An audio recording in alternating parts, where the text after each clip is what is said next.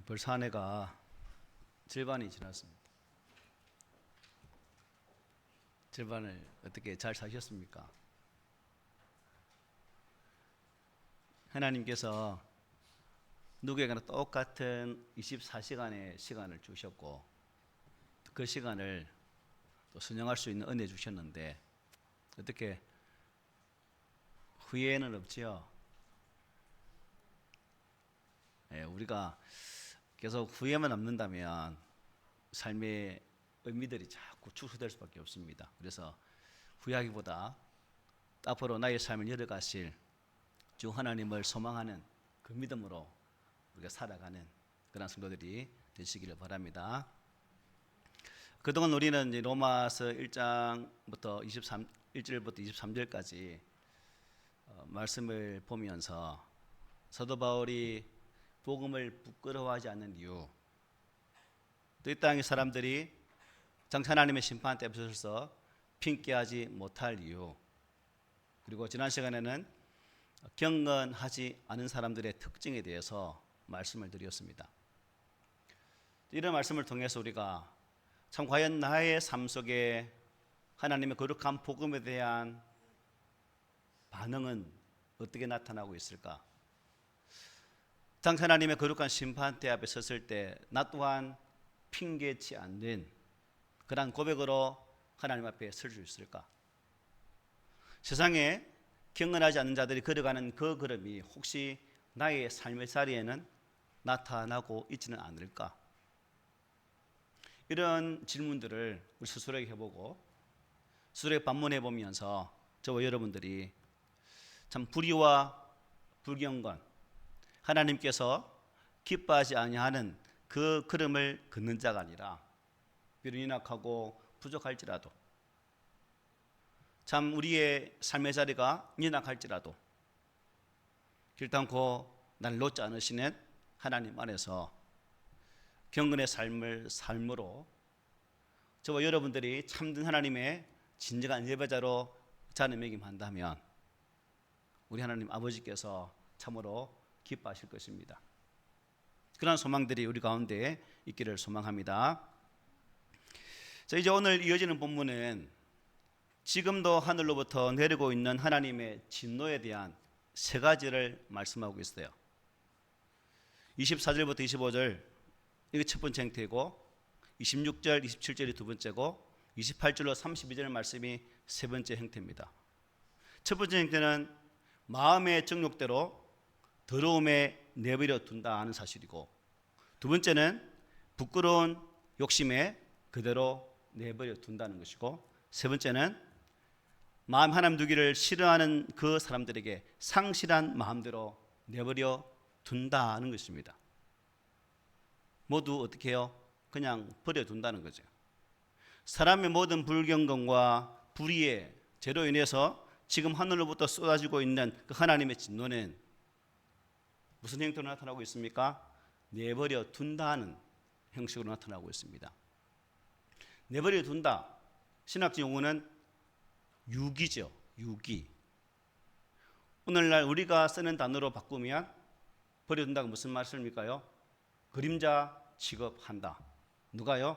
하나님께서.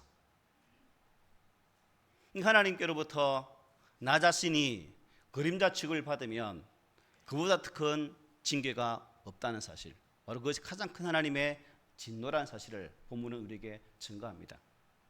여러분, 악당들에게 어젯밤에 벼락이 쳤잖아요. 그죠? 천둥 치잖아요. 그냥 벼락이 팍 떨어지고 나쁜 짓을 하면 참 누구나 두려워 떨 수밖에 없는 눈에 보이는 것으로 하나님이 팍팍팍 때려버린다면 아, 이게 하나님의 진노구나 라고 알 수 있겠는데 그렇게 임하던가요? 그렇게 임하지 않아요. 나쁘게 살아도, 악하게 살아도, 고만고만 살아도, 대충 살아도 그렇게 가만히 있습니다. 하나님께서 그냥 내버려 두신다는 것, 이게 그들에게 임하는 진노라는 것입니다. 악하고 불의하게 사는데도 간섭하지 않고 징계하지 않고 계속 그렇게 살도록 방치하고 외면하여서 마지막 지옥의 형벌 때까지 차곡차곡 악을 쌓도록 내버려 둔다는 거예요. 이게 하나님의 진노라는 거죠. 우선 여러분 오늘 본문 24절 25절 한번 보세요. 그러므로 하나님께서 그들을 마음의 정욕대로 더러움에 내버려 두사 그들의 몸을 서로 욕되게 하게 하셨으니 이는 그들이 하나님의 진리를 거짓 것으로 바꾸어 피조물을 조물주보다 더 경배하고 섬김이라. 주는 곧 영원히 찬송할 이시리로다. 아멘. 가장 먼저 뭘 말씀하고 있습니까? 마음의 정욕대로 더러움에 내버려 두신다라고 말씀해요.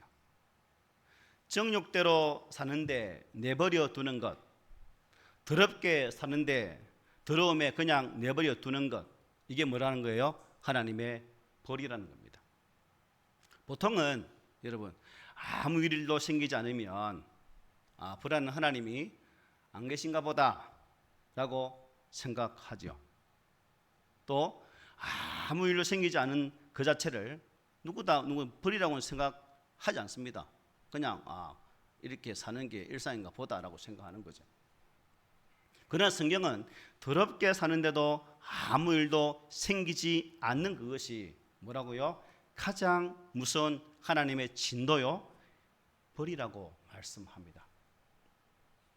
사람같이 생겼고 사람같이 말하고 사람의 가죽을 뒤집어 썼지만 화이 맞은 양심과 더러운 욕심에 이끌려 사는 짐승 같은 삶에 제동이 걸리지 않는다면 그렇게 사는 삶 그 자체가 뭐라고요? 바로 하나님의 진노라는 것입니다. 여기서 우리가 주의해야 할 게 뭐냐면 마음의 정욕대로 더러움에 내버려 두신 결과가 어떻게 나타나는가입니다. 어떻게 나타나는가? 하나는 오늘 방금 읽었던 24절에 보면 그들의 몸을 서로 욕되게 하는 음행의 형태로 나타나고, 또 한 가지는 하나님의 진리를 거짓 것으로 바꾸어서 피조물을 조물주보다 더 섬기고 경배하는 우상 숭배의 형태로 나타난다라고 바울은 24절과 25절에서 말씀을 해주고 있습니다. 그러니까 여기 여러분 음행과 우상 숭배, 24절 연결하는 25절 첫째 말이 뭐냐면 이든이라고 말씀하고 있죠. 즉 음행은 곧 무엇이다? 우상 숭배고, 우상 숭배가 곧 음행이다라고 말씀하고 있어요. 그래서 우상 숭배와 음행은 다 한 뿌리에서 나타나는 것인 것을 주님은 말씀하고 있는 겁니다. 지난 시간에 보았던 21절부터 23절 말씀 기억납니까? 이렇게 말씀하죠. 하나님을 알되 하나님을 영화롭게도 아니하며 감사하지도 아니하고 오히려 그 생각이 허망해지며 미련한 마음이 어두워졌나니 스스로 지혜 있다 하나 어리석게 되어 썩어지지 아니하는 하나님의 영광을 썩어질 사람과 새와 짐승과 기어다니는 동물 모양의 우상으로 바꾸었느니라고 말씀했어요. 사람이 고의로 하나님을 부정하고 하나님을 자기 삶 가운데에 두지 않고 몰아낸 결과는 생각의 허망함과 미련함과 우둔함으로 말미암아 하나님의 자리에 우상을 만들어 섬기는 우상 숭배가 가장 먼저 나타나게 된다는 것입니다. 25절 이야기도 그 이야기죠. 이는 그들이 하나님의 진리를 거짓 것으로 바꾸어 피조물을 조물주보다 더 경배하고 섬깁니다. 그런데 21절부터 23절 그리고 여기 25절의 우상 숭배의 중간에 무엇이 있는가? 24절에 보니까 그들의 몸을 서로 욕되게 하는 음행이 가운데 들어가 있습니다. 왜 우상 숭배의 문맥에 갑자기 이 음행이 끼어드는가? 결국 우상 숭배와 그 뿌리가 같다는 것입니다. 음행이. 왜 우상 숭배의 문맥에 들어가 있는가? 뿌리가 같기 때문에. 우상 숭배와 음행의 뿌리는 같다는 거죠. 하나님을 자기 삶에서 몰아낸 하나님의 상실에서 우상 숭배와 음행이 나타나게 된다는 것입니다. 바울은 그것을 마음의 정욕대로 더러움에 내버려 두신 결과요. 하나님의 진노의 결과라고 지금 말씀을 해주고 있습니다. 세상은 음행을 그렇게 여러분 심각하게 생각하지 않죠. 오히려 삶을 즐기는 중요한 요소이고 무기력한 삶의 활력소라고까지 말을 합니다. 이 음행을. 그 한때는 무엇이 없는 사람은 3대 바보 중에 하면 들어가죠. 애인이 없는 사람, 바보 중에 바보라는 한간에 떠도는 소문이 있었습니다. 여러분 못 들었습니까? 못 들었구나. 그러나 성경은 음행을 단순한 쾌락이나 도덕적 이슈를 넘어서 우상 숭배라는 하나님 왜곡 현상, 결국 심각한 영적 죄로 성경은 취급해주고 있어요. 쾌락의 방편이 아니라 하나님을 몰아내고 자기를 상실한 인간의 무지하고 미련하고 어두운 마음을 그대로 내버려 둘 때에 그 결과로 나타나는 가장 더러운 열매가 무엇이라는 겁니까? 음행이라는 것입니다. 여러분, 이 음행이 어디까지 갑니까? 이어지는 26절 27절 보십시오. 이 때문에 하나님께서 그들을 부끄러운 욕심에 내버려 두셨으니 곧 그들의 여자들도 순리대로 쓸 것을 바꾸어 영리로 쓰며 그와 같이 남자들도 순리대로 여자 쓰기를 버리고 서로 향하여 음욕이 부릴 듯하며 남자가 남자와 더불어 부끄러운 일을 행하여 그들의 그릇 때문에 상당한 부흥을 그들 자신이 받았느니라고 말씀합니다. 자, 더러운 정욕의 음행이 부끄러운 욕심이 어디까지 가고 있어요? 동성애까지 가고 있습니다. 동성애를 성경은 순리를 영리로 바꾼 부끄러운 욕심이라고 바울은 표현을 합니다. 세상은 동성애를 성적 취향 혹은 성의 다양성 속에 개인의 자유라고 말을 해요. 여러분들 그렇게 생각합니까? 성적 취향, 자기 개인의 특성이 그랬으니까 그런 거다라는 말에 동의합니까? 우리 예수 믿는 사람들이 성적 취향으로 취급하고 개인의 성향이다라고 그냥 넘어가면 무릎 꿇고 두 손 들고 코 박고 회개해야 됩니다. 진짜 회개해야 됩니다. 성경은 동성애를 하나님이 인간에게 주신 성의 질서, 성의 순리를 바꾼 영리이고 하나님의 창조 질서를 깨뜨리고 부끄러운 욕심대로 성을 사용하는 죄라고 분명하게 말씀하고 있어요. 동성애는 정당한 인간의 권리가 아니라 뭐라요? 더럽고 부끄러운 욕심이 만들어낸 인간의 심각한 왜곡 현상이고 인류 전체에 들여온 어두운 죄의 역사다는 것이 성경의 증거입니다. 여기서 우리가 한 가지 생각해야 될 중요한 성경의 논리가 있습니다. 오늘 성경 말씀을 한번 보십시오. 여자가 여자와 더불어 남자가 남자와 더불어 음욕을 불태우는 동성애는 부끄러운 일로 그들의 그릇 때문에 상당한 뭘 받았다? 보응을 받은 결과라고 말씀하고 있죠. 우리는 동성애라는 죄를 지어서 하나님의 벌을 받는다고 생각하는데 성경은 그 이전에 뭐예요? 동성애 자체가 이미 상당한 보응의 결과, 즉 상당한 하나님의 벌을 받은 결과이기 때문에 동성애로 나타나고 있다는 거예요. 내버려 둠이라는 것은 하나님의 진노의 결과가 이렇게 부끄러움으로 나타나고 있다는 사실입니다. 성경이 말하는 이 논리와 순서를 우리가 중요하게 기억해야 됩니다. 자, 우리의 일반적인 논리는 어때요? 우상 숭배하고 음행해서 하나님이 진노한다는 것이 보편적인 일반적인 논리입니다. 그런데 성경은 정반대죠. 하나님이 진노하시고 사람이 마음의 정욕대로 더럽게 살고 부끄럽게 살도록 내버려 두셨기 때문에 뭐가 나타나는 거예요? 우상 숭배와 음행, 동성애라는 이 죄악들이 나타나고 있다는 것입니다. 그냥 냅두는 거죠. 그렇게 살아는 거죠. 이게 하나님 징벌이라는 것입니다. 그 다음에 이어지는 게 뭐예요? 28절 이하에 보면 동일한 말씀이 나타납니다. 또한 그들이 마음에 하나님 두기를 싫어하며 하나님께서 그들을 그 상실한 마음대로 내버려 두사 합당하지 못한 일을 하게 하셨다라고 말씀하죠. 마음에 하나님 두기를 싫어하는 상실한 마음대로 내버려 두니까 어떤 결과가 나타납니까? 이어지는 말씀 보면 21개의 합당치 못한 일들이 나타나고 있습니다.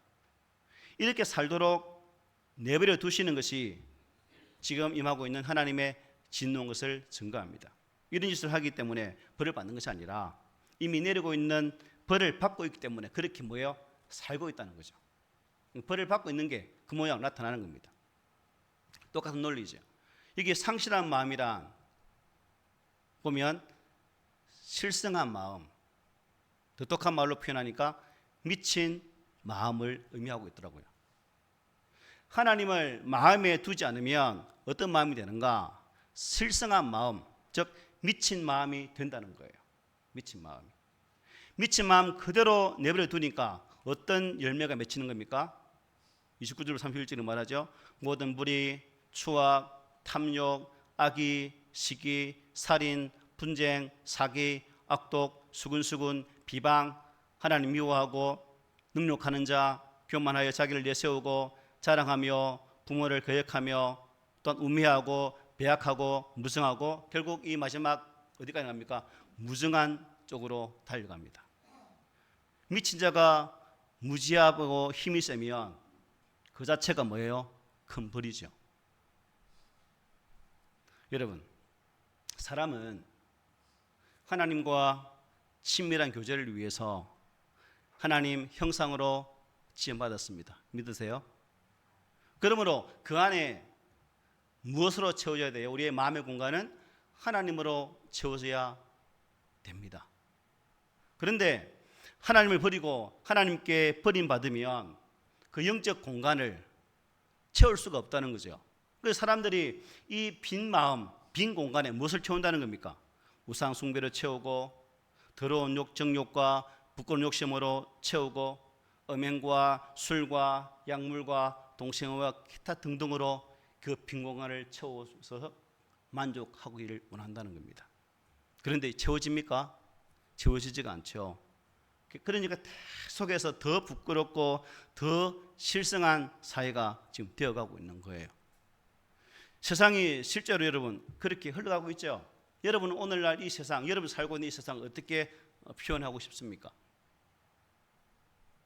성경의 말씀처럼 상실한 마음, 즉 실성한 상태다라고 저도 이렇게 표현하고 있습니다. 다 제정신이 아니고 실성한 사람들 같습니다. 하나님을 마음에 두기를 싫어하는 상실한 마음으로 내버려 두니까 못할 짓이 없죠. 그냥 쉽게 다 해버립니다. 돈이 된다면 무슨 짓이든 다 하죠. 대명청지에 참 천인공노할 그러한 일도 서슴지 않고 그냥 저질러 버립니다. 사람들이 정말 무자비하죠. 아무 상관없는 사람 길 가는데 그냥 칼로 훅 쑤셔버립니다.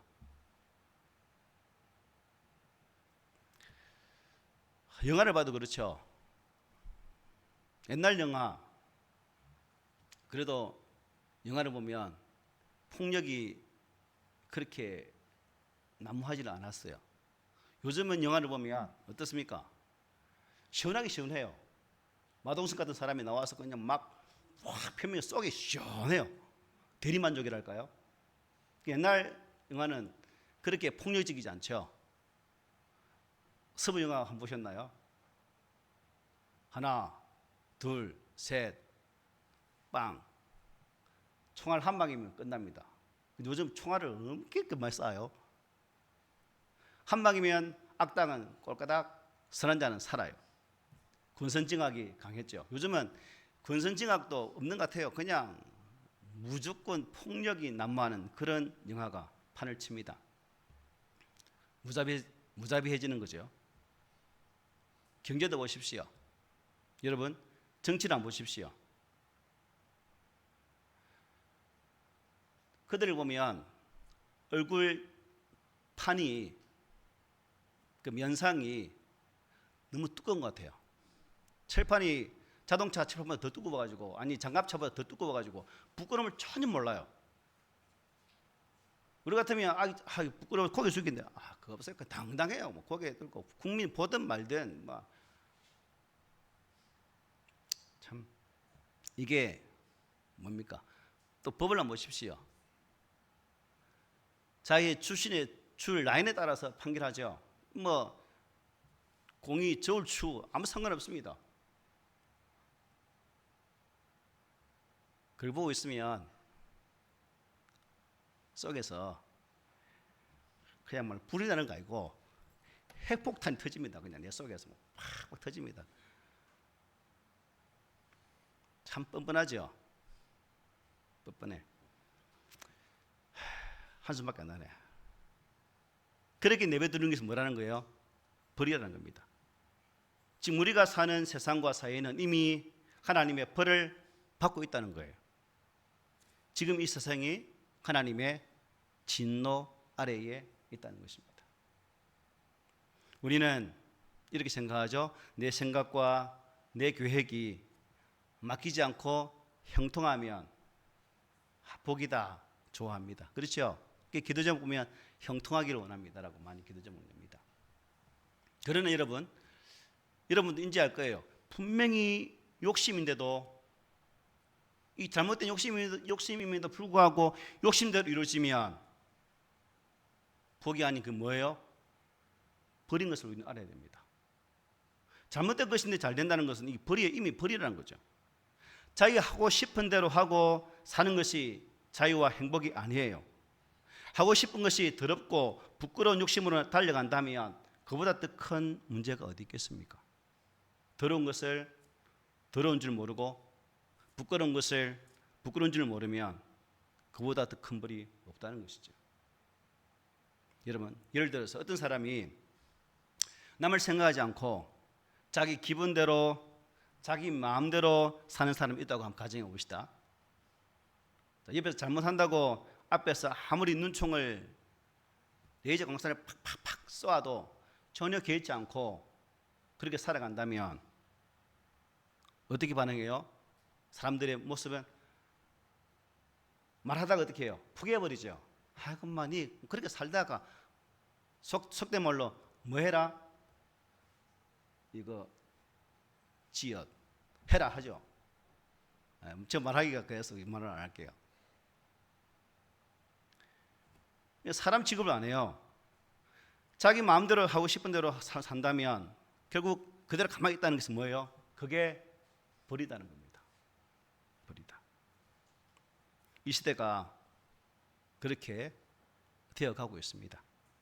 점점 사람들이 욕심을 채우고 성적인 쾌락을 추구하는 일에 부끄러움이 없어지고 있다는 거죠. 더럽고 부끄러운 삶을 살고 있으면서도 뻔뻔해집니다.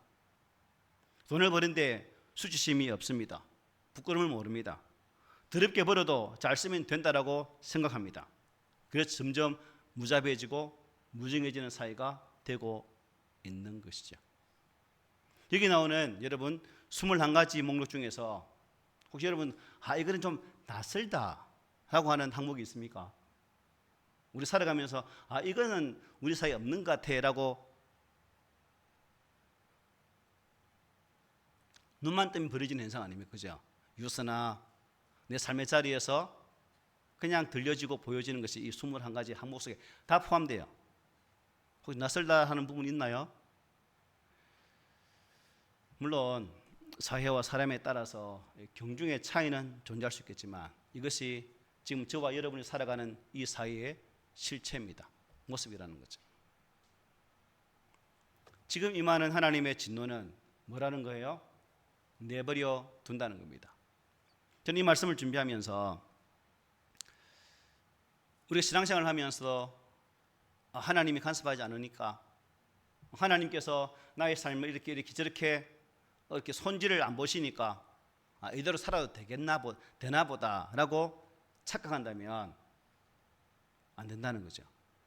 혹 내 믿음의 삶이 하나님께서 버려둔 즉 유기된 그냥 그림자 취급해버리는 나의 삶을 아닐까라고 한 번쯤 우리가 생각해 보아야 됩니다. 이 말씀을 대하면서 그러니까 내 마음대로 사는 것이 뭐예요? 복이 아니라는 겁니다. 하나님은 그런 삶을 복이라 하지 않고 벌이라고 말씀하고 있어요. 그럼 뭐가 복이에요? 예수 믿고 구원 얻은 자에게 지금 허락되는 복과 은혜가 무엇입니까? 부끄럽게 살지 못하게 하고 더럽게 살지 못하게 하고 자기 마음대로 살지 못하게 계속 막아주고 간섭하는 것이 복이라는 거예요. 결국 무슨 의미냐? 가정에서 부모가 자녀에게 잔소리하는, 즉 하나님께서 나에게 말씀으로 권고하시고 성령을 통해서 깨닫게 하시고 주변 사람들을 통해서 말씀하게 하시는 것이 뭐예요? 이게 복이라는 거예요. 이게 심해지면 이제 옆에 말씀하는 사람도 떨어지고 깨닫는 마음도 없어지는 것이 결국 영혼이 버리둔 상태에서 살 수밖에 없고, 하나님 마지막 심판 때 있어서 야, 너 뭐 하다가 왔니? 물으면 입이 천개에서도 말 못하는 그런 인생이 되고 만다는 것입니다. 복이 뭡니까? 내버린 상태에서 하나님의 보호하심과 간섭하심 가운데 있는 게 복이에요, 여러분. 이게 복이에요. 돼지가 길을 갈 때 그냥 가만두면 제대로 가든가요? 아니요. 머리 쳐박고 먹을 거면 찾아요. 그때 사람은 주인이 요리 때리고 조리 때리고 데려가잖아요. 이런 징계, 이게 있을 때 이 징계가 저주가 아니라 심판이 아니라 하나님의 돌보심의 은혜의 손길이라는 사실을 깨닫게 된다는 사실입니다. 혹시 우리 가운데 남의 자녀가 잘못하는데 혹 야단치는 분 계십니까? 그런데 자기 자녀가 잘못하면 야단 안 치는 분 계십니까? 저는 저희 집사람에게서 이 간호 유선을 듣습니다. 위험하니까 하지 마라. 무슨 의미냐면 여자아이들이 교복을 입고 또 남자아이들이 교복을 입고 어색한 곳에서 담배를 피우고 있으면 그 꼴을 못 보겠어요, 아직까지. 그래서 맞기 전에 정신 차리라 하지 말라더라고, 저보고. 맞기 전에. 내가 맞기 전에 그 사람들 간섭하지 말라. 떼그림을 놓아서 패 죽인다 이거죠. 근데 그게 안 돼요. 잔소리를 하게 되더라고요. 여자들 담배 피우고 있으면 얘 너 나중에 결혼해서 애 가지고 문제 있으니까 담배 피우면 안 돼. 이 말 하고 지나갑니다. 무슨 말들 있으면 야 피우면 안 좋다. 이 말하고 지나가죠. 목사이기 때문에 여러분들이 우리 교회의 한 지체이기 때문에 여러분에게 제가 뭐 하는 거예요? 잔소리를 해요. 하만 제일교회 성도들이 깽받쳐도 저는 잔소리 안 해요. 내게 맡겨진 양이 아니니까. 그죠? 근데 정도가 심하면 잔소리 하겠죠. 예수 믿으면서 곧다리 살면 되겠습니까? 하겠죠. 목사이기 때문에.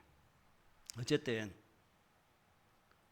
버려둠을 당한다는 것은 내가 하고 싶은 대로 살고 내 마음이 가는 대로 살고 내 걸음이 가는 대로 살고 사는데 아무 일이 없다. 이게 복이라고 했습니까? 하나님의 심판이라고 말했습니까?